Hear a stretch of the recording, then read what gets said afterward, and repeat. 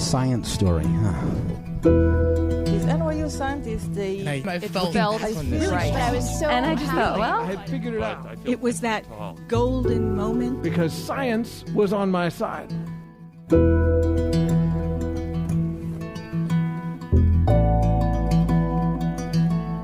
Hi, everybody. Welcome to the Story Collider, where we bring you true personal stories about science. I'm your host, Erin Barker, and I'm back today with part 2 of our special bonus episode, featuring stories about abortion from doctors and patients. These stories were recorded at a show we held at Caveat here in New York last June as part of its first annual Underground Science Festival. Fun fact, a few months before the show, as we were in the midst of booking this lineup, Ben Lilly, who you may remember actually as the former host of this podcast that you're listening to right now, and who now runs our venue, Caveat, got in touch with me and told me they were planning the Underground Science Festival the week of the show, and would we mind, in keeping with the spirit of the festival, trying to book mostly women for the show. I said, well, Ben, the theme that month is abortion, so I think we will probably be able to make that happen for you. All right, without any further ado, our first story of part 2 is from Doctors Without Borders OB-GYN Veronica Ades, who in fact inspired us to produce this show.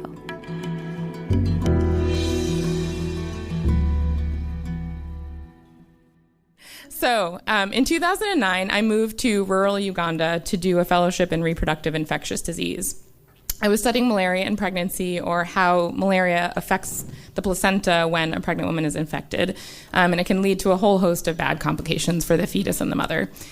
I lived there for 3 years, on and off, and in order to do the research, we set up a research facility on the grounds of a rural district hospital. The hospital had a referral catchment area of about 500,000 people. And to serve the hospital, they had 2 doctors. That's it. And the research facility had 11 doctors. So that seemed unfair. And so in order to rectify that just a little bit, I got a Ugandan medical license and I started working in the hospital. I got permission and I worked on the maternity ward and female surgical wards. And I basically ended up taking them over because there really wasn't anyone else to do the work. I worked with 17 wonderful Ugandan midwives, and they really knew their stuff. So they would just call me for C-sections or complicated obstetrics or high-risk pregnancies. And it was wonderful. But I also, in Uganda, stood out like a sore thumb. Not just my blindingly white skin, but also my nearly incomprehensible American accent, my totally weird clothes, and then the fact that I liked funny things, like I preferred to buy an old retro moped instead of like a fancy new Bajaj motorcycle that would have cost the same amount. Nobody could figure out why I wanted that. But Ugandan culture is very live and let live. I found it to be a lot less judgy and intrusive than American culture. So people just figured, like, okay, you do you. And it helped that I was a Mzungu, which is the word for foreigner. Because they could write it off to me being a Mzungu.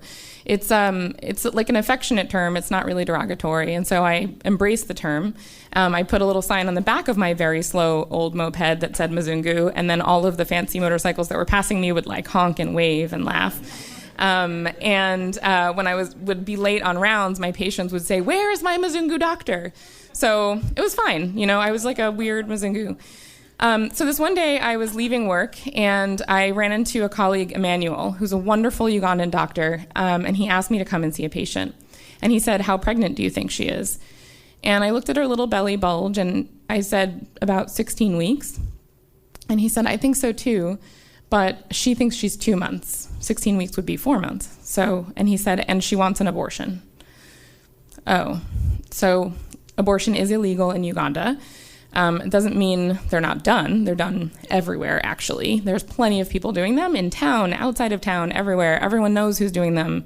There are many hospital staff who are doing them. And it's just done clandestinely, as they call it. Some of the people doing them are pretty good at it. They're safe, and some are not so great. But it's accessible. So when I moved there, I had to decide, was I going to do abortions or not? I do them in the United States. I'm trained to do them. But, and I hope that if it was ever illegal in the United States, I hope I'd be brave enough to keep doing them. But Uganda is not my country, and they were not my laws to break. And so I felt more ambivalent about doing that. But also, if I were to get caught doing an abortion in Uganda, it would compromise everything we were doing in this research facility. And we were doing a lot of good for women and children with HIV and with malaria. So I really couldn't take that chance. And I made the hard decision not to do abortions while I was in Uganda. And that meant I had to turn down some really tough cases. So Emmanuel and I didn't want this woman to feel judged for, wanting an abortion. And so we explained to her that we were okay with it, but that we couldn't offer it to her. But that we thought she was too far along and we wanted to do an ultrasound. There wasn't an ultrasound available that evening, so we told her to come back the next day. She didn't speak English. She only spoke the local tribal language, Japadola, but she had an attendant with her, a friend who spoke English and Japadola, and the woman translated. The next day, the woman came back by herself, and I did the ultrasound, and she was 16 weeks pregnant, and that's second trimester. So I took her to, she didn't bring the friend, so I took her to the interpreter from our research facility, and I had him tell her that I strongly recommended that she not seek an abortion anywhere because an untrained provider could really do a lot of damage at 16 weeks, and she could end up having hemorrhage or sepsis. And I knew she had 5 children at home to take care of. That's why she wanted the abortion, but that it would be too risky, and she would risk leaving them without a mother. So he did that, and she left. The next day, I was juggling the research facility and rounding on maternity ward when I got a call from a man named Sam, who's the senior hospital administrator. Really nice guy, a non-physician who helps run the hospital, and had always been really good to me. And he asked me to come to his office urgently. It's pretty unusual for him. He doesn't really ask that, so I took it seriously, and I went, I pretty much dropped everything and went over there. And when I got to his office, there were 4 men in the room already. And they were talking. Sam was talking to them. And he didn't stop when I walked in to greet me, which was my first clue that something was off. Because in Ugandan culture, it's very important to greet people. It's very formal. You always do a handshake. It's very warm. And so it was really weird that Sam didn't stop immediately and introduce me. So I knew something was up. And I'm trying to understand what they're talking about, but I can't really follow.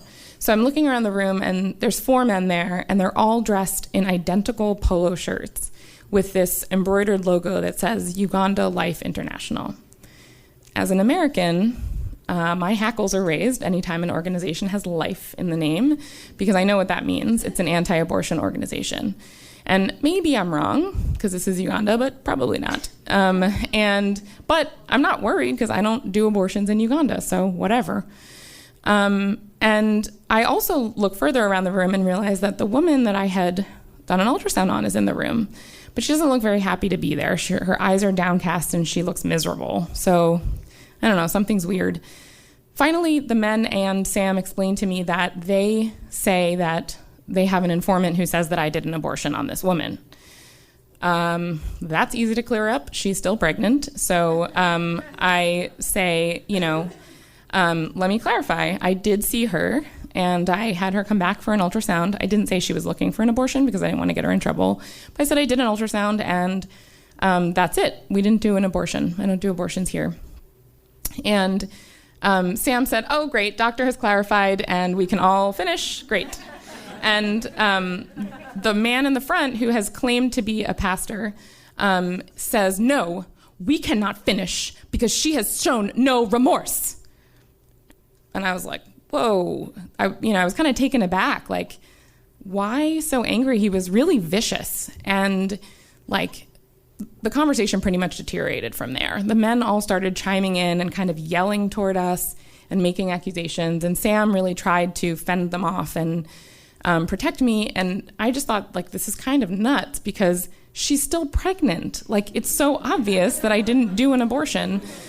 But they were so angry that it was very irrational. But I also realized that they were there to accuse me and nothing was going to dissuade them. So that was pretty awkward. Sam was doing his best. And I'm sort of trying to chime in, but I don't really know the cultural thing of how to have this argument. And I start wondering, who's this informant that they say that they have, right? Is it the attendant? She's not there, and she wasn't there the second day. The one who translated, or could it be a spy on the hospital grounds? That seems weird. Or could it be the person who translated for me from the research facility? But he's always been great to me, and that would be crazy. I just can't figure it out. And the woman herself doesn't look very happy to be there. So, as we're trying to hash it out, I noticed that they're using all these legal terms, but they're using them wrong. And it's weird because one of them claimed to be a police officer and one claimed to be a legal officer, whatever that is. But then they're saying weird things. So when I say, I couldn't have done an abortion because she's still pregnant, one of them says, well, it doesn't matter because you had criminal intent and criminal intent is still criminal. And I was like, that's not how criminal intent works, dude. But this is so irrational, but they're really angry. So maybe rationality isn't gonna help. And then I realized that there was actually a witness in the room, and the woman herself is a witness. And, I suggest that maybe we should talk to her. So I ask if anybody speaks Japadola so that we can hear from her. And the men all kind of look at each other. You speak Japadola? You speak no? I don't speak Japadola. And turns out nobody speaks Japadola, and nobody's ever talked to the woman. So we can't actually ask her anything. And then I realized there was another witness in the room, which is Emmanuel, my friend who's the doctor. And so I call him and I tell him it's an emergency. I don't even tell him what it is. He doesn't ask. He comes right away. And the men are still arguing, and Emmanuel walks in the room, and they don't even let me tell him what's going on. But Emmanuel doesn't even want to hear it. He walks right in and he goes, "Good afternoon. I am Emmanuel Arinaitwe. I am the director of the IDRC Malaria Research Center in Tororo, and you are?" And he shakes the pastor's hand and all of the men's hands very formally. And for the first time, they're kind of stunned into silence, which hadn't happened yet. And they're a little bit cowed. They're still saying that, trying to accuse me of having done an abortion, but the tone's really different. It's not vicious anymore. And Emmanuel doesn't want to hear it again from them. And he says, he explains what happened the day that we saw the woman and counseled her, but he doesn't say also that the woman came for an abortion. He just says, we did an ultrasound. Exactly what I said, because it's true. And the men keep trying to say that they have an informant, and he then kind of goes off on them, and he says, you know what? I am angry. I am very angry. I'm angry because you bothered this doctor, that you called her without calling me. You should have called me first. I am the director of this research center.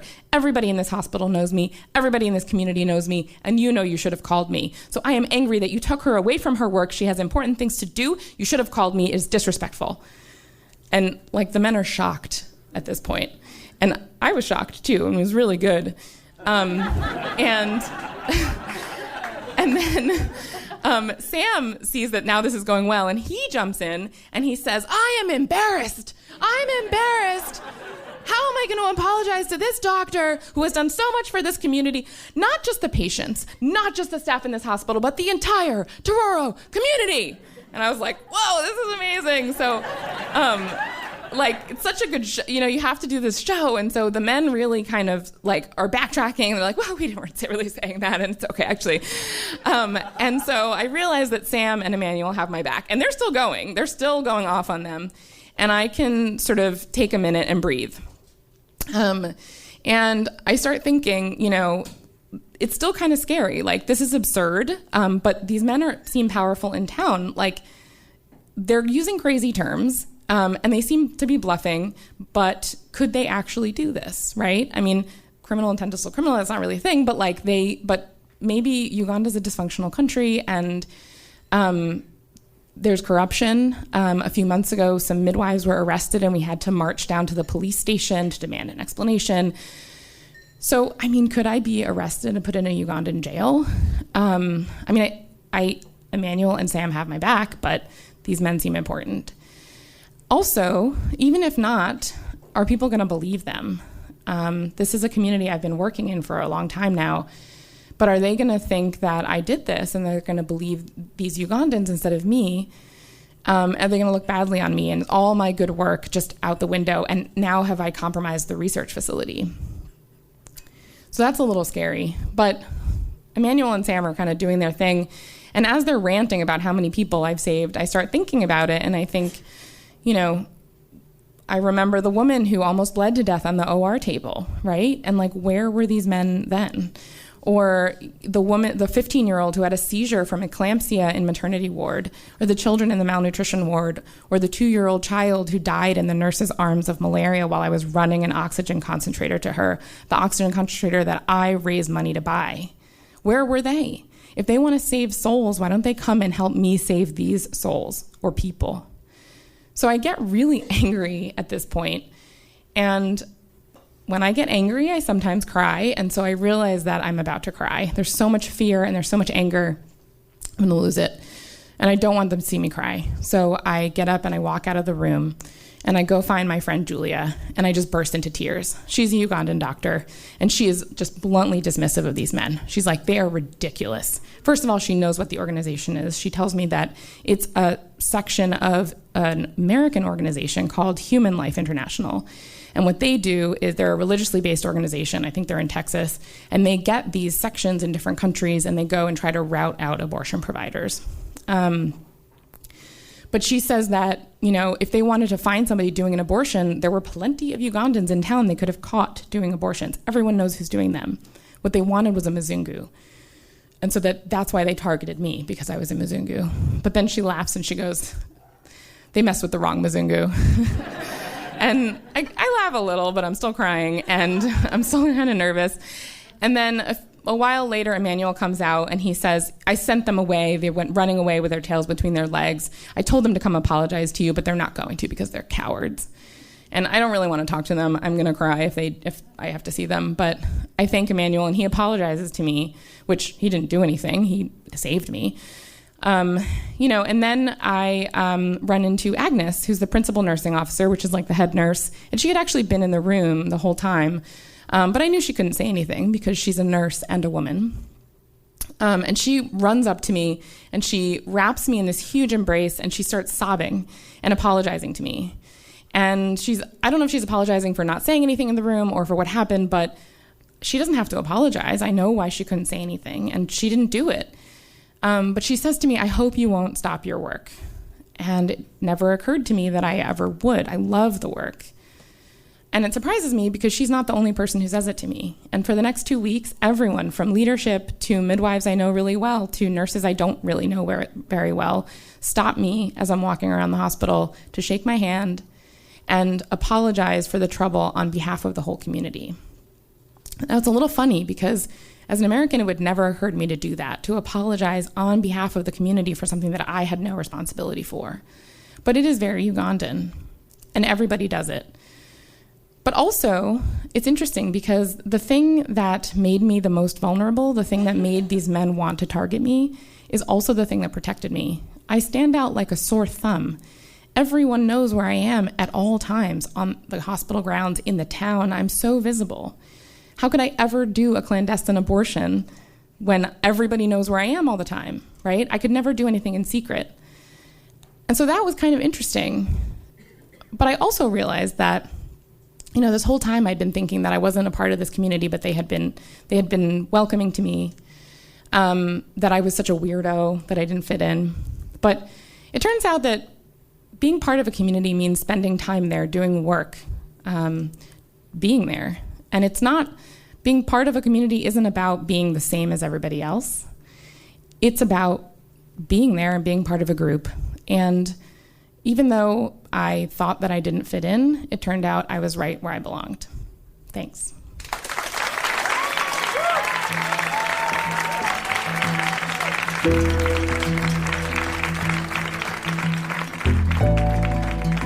That was Veronica Ades. Veronica is a board-certified obstetrician-gynecologist who has worked with Doctors Without Borders on assignments in South Sudan and Jordan.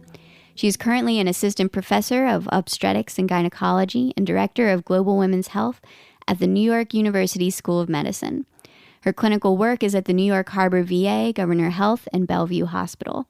She is the founder and director of the Empower Clinic for survivors of sex trafficking and sexual violence at Governor Health on the Lower East Side. And she conducts research on sexual and gender-based violence and trauma and runs the Empower Lab at NYU. And we will include a link to Veronica's previous Story Collider story as well as her blog on our website. Veronica has so many stories to share, believe me. I also just want to say, before we move on, this 2-part episode, as wonderful and impactful and diverse as these stories are, does not constitute a complete picture of all of the stories about abortion that are out there. If you would like to hear more perspectives, I would suggest checking out, first of all, Lady Parts Justice League, which is awesome. And then also here in New York, a comedian named Tracey Segarra runs a show called Speak Out, Laugh Out, where performers tell stories and do sets about their experiences with abortion. Tracey says, the abortion discussion can oftentimes feel like an isolating conversation. When I first started doing abortion stand-up, I had yet to see anyone who looked like me, a South Asian woman, talk candidly about abortion, let alone having one. That's why I try to make a concerted effort to seek out as many diverse stories as possible from women who come from wildly different walks of life. Oh, Sriya, I love that.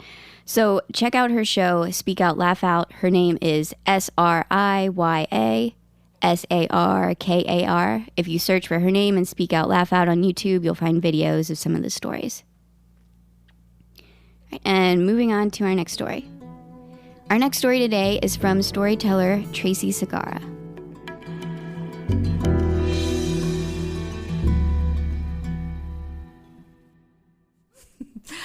So I'm 55 years old. And in my 55 years on this planet, I have had exactly 3 conversations with my now 85-year-old mother about sex. First conversation. I'm 12 years old. I get my period for the first time. I go to my mother, looking for guidance, looking for advice. She says, Tracey, this means you can get pregnant. Wait till you're married. That's it. That is the entirety of my sex education.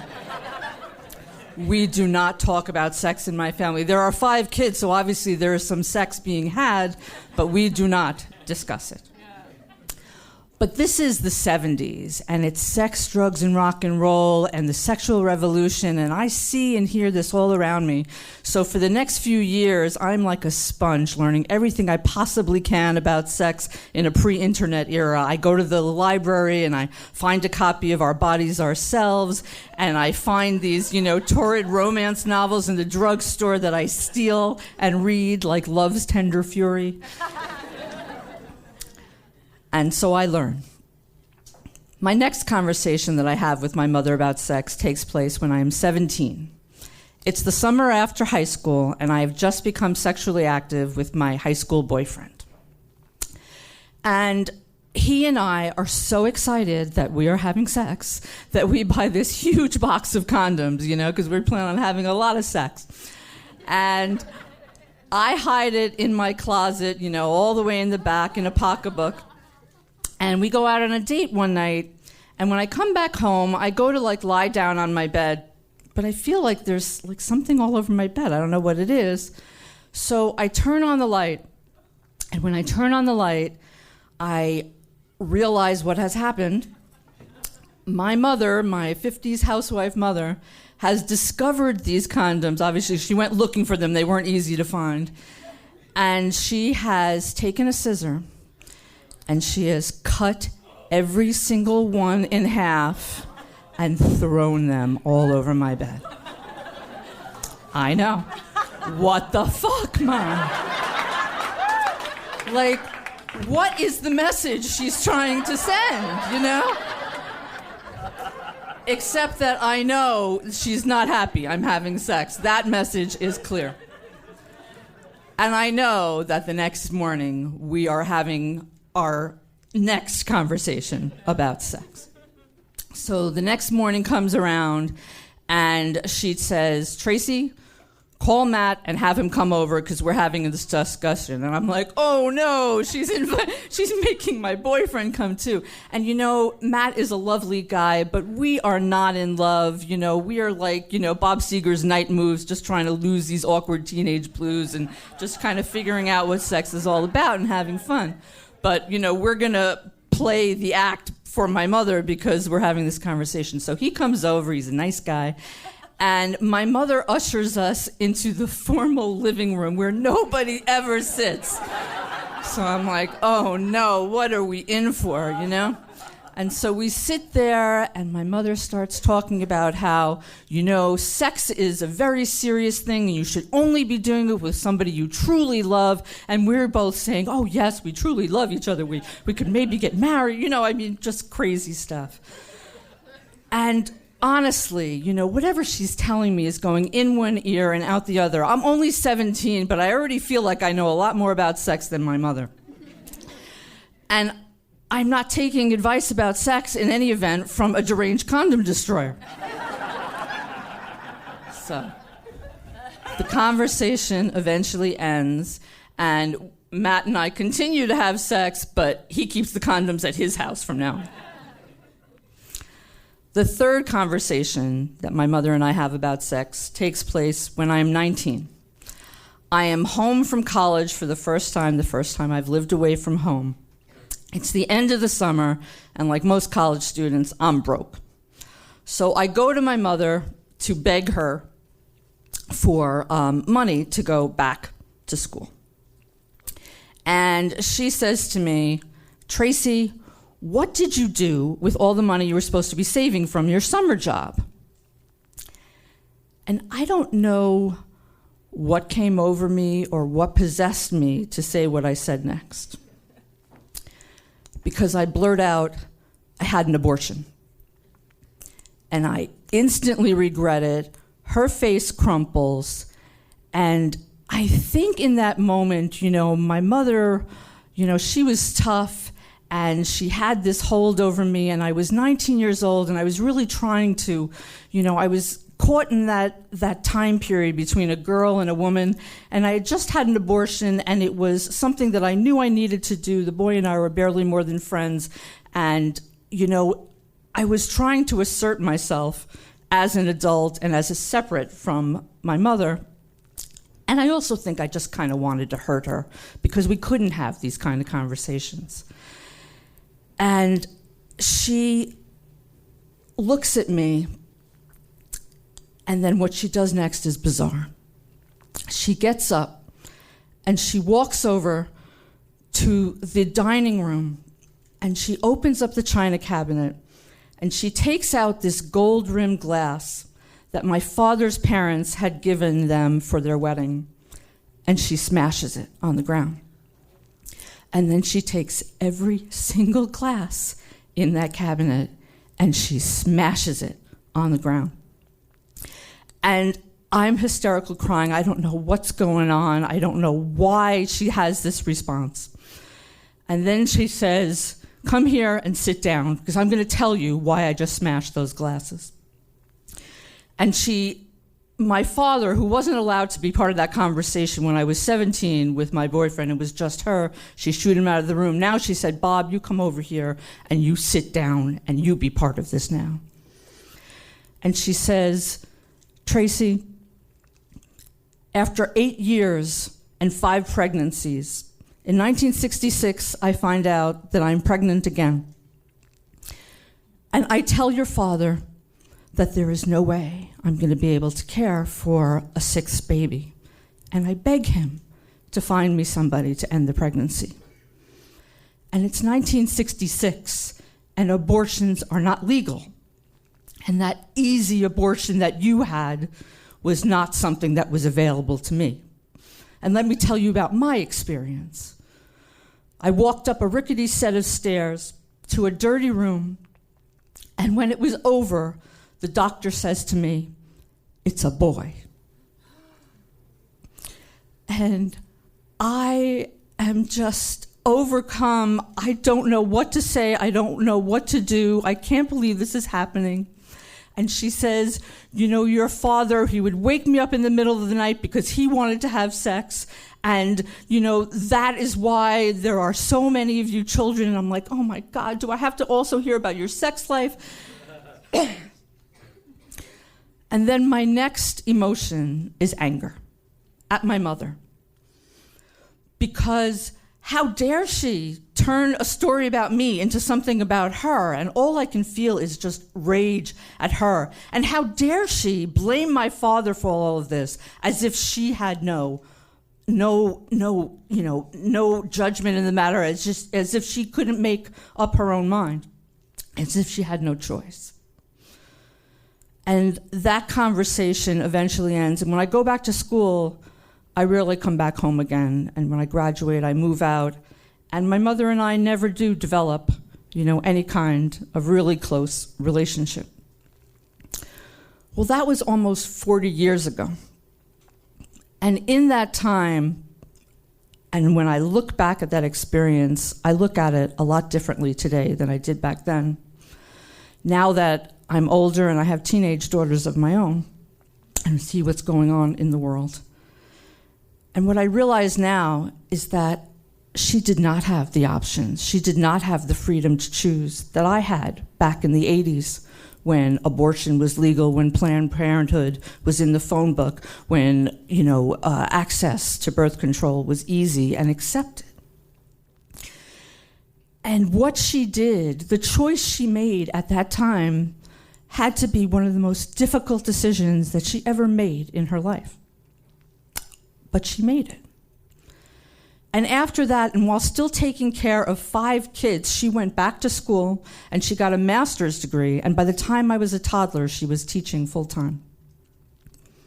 And when my parents' marriage eventually, inevitably broke up, my mother traveled the world instead of falling apart.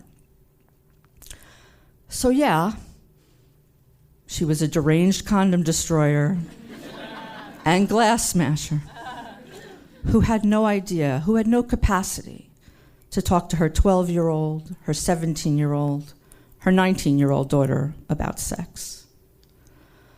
But she's still the most badass feminist I know. And I'm proud to call my mom.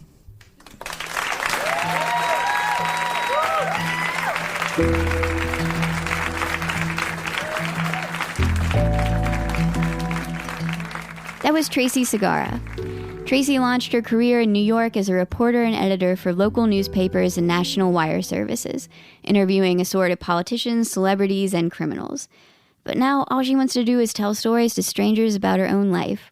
She has appeared on the Story Collider before, and on our website we'll include a link to her previous story.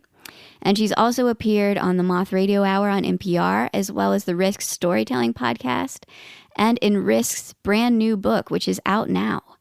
Tracey is the host of her own storytelling show based on Long Island, Now You're Talking. Fun fact, yours truly will be telling a story in that show on October 6th, and I am very psyched. A lot of fun facts today. I'm full of them. The Story Collider is grateful for the support of the Tiffany & Co. Foundation and of Science Sandbox, a Simons Foundation initiative dedicated to engaging everyone with the process of science. The Story Collider is directed by Liz Neely and Aaron Barker, that's me, with help from our amazing team. The stories featured in today's podcast were from a show produced by me, Aaron Barker, as well as Tracy Rowland and Paula Croxon. The podcast is produced by Zoe Saunders. The theme music is by Ghost. Special thanks to Caveat for hosting this show, and to every single one of these badass ladies for sharing their stories with us, and to all the other badass ladies out there sharing their stories. Thanks for listening.